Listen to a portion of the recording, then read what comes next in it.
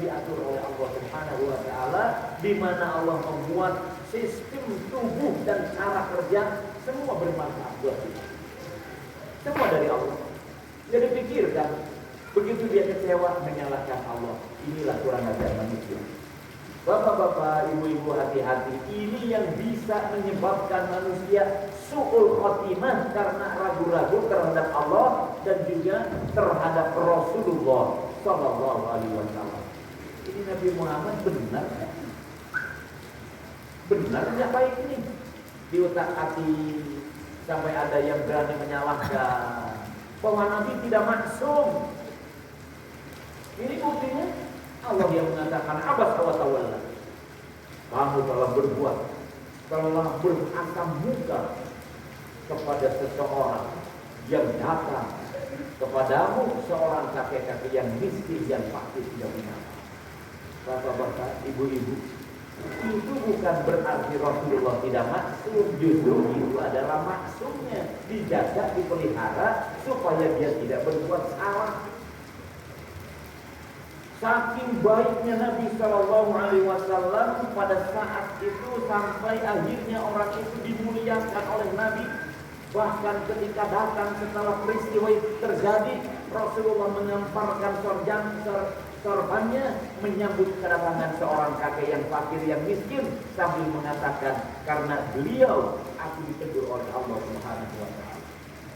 Begitulah akhlak Nabi Shallallahu Alaihi Wasallam. Jadi jangan pernah ragu-ragu. Segala apa saja yang diajarkan oleh Nabi, kaulan wa fi'lan wa takriran, itu adalah benar.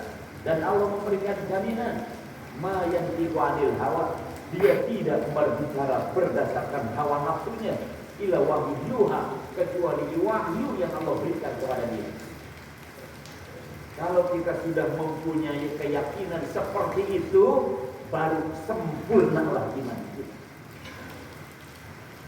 Dalam sebuah kitab, kalau tidak salah Al-Futuhatul Madaniyah, ada sebuah kisah. Ada seseorang yang sakit. Sakitnya sakit kulit. Kulitnya memutih. Katanya penyakit koron atau apa? Ada seseorang bertanya, kamu sakit kenapa tidak mau berobat? Saya sudah berobat kemana-mana tapi tidak sembuh. Dan banyak orang yang kemudian datang suatu saat ke dokter. Kata dokter, penyakit kamu ini tidak ada yang bisa mengobati. Tidak ada obatnya yang akan bisa sembuh. Seseorang melihat. Seseorang bertanya, kenapa kamu tidak mau berobat? Ada yang ngasih tahu, kata dokter, penyakit saya tidak bisa diobati. Akhirnya orang itu mengatakan, dokter dan orang-orang yang mengatakan begitu adalah kazzab. Itu tukang bohong.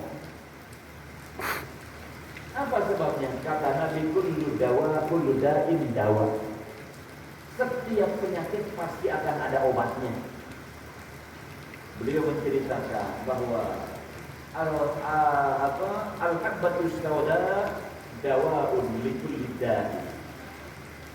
Tahu al-habbatus sauda ya? Sudah terkenal habbatus sauda, yaitu biji yang hitam. Kalau orang kita mengatakan biji betul. Al-habbatus sauda dawa'un likulli da'. Kata Nabi, al-habbatus sauda obat segala macam penyakit. Kita buktikan. Dia tumbuh itu al-habbatus sauda, dicampur dengan madu, dibalur kepada seluruh tubuhnya dengan keyakinan bahwa Nabi Sallallahu Alaihi Wasallam benar. Ternyata orang itu sembuh. Itu kita dalam kitab tentang bagaimana kita menjaga keyakinan kepada Nabi Sallallahu Alaihi Wasallam. Apa saja yang disabdakan oleh Nabi benar. Tentang air jam-jam, mau jam-jam 5 syuriban. Air jam-jam diminum diniatkan untuk apa saja. Yakinkan dalam diri segala yang diniatkan sampai.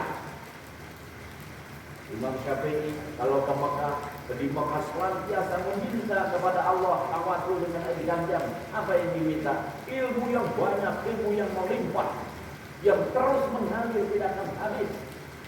Maka Imam Syafi'i diberikan keberkahan ilmu yang luar biasa, yang otaknya sangat pintar. Jadi harus yakin kepada Rasulullah. Jangan pernah ragu-ragu apa yang diajarkan, apa yang disampaikan, semuanya benar. Tidak akan ada yang bertentangan. Manfaat di dunia, pahala di akhirat. Dan demi kebaikan kita semuanya. Baik, kita lanjutkan.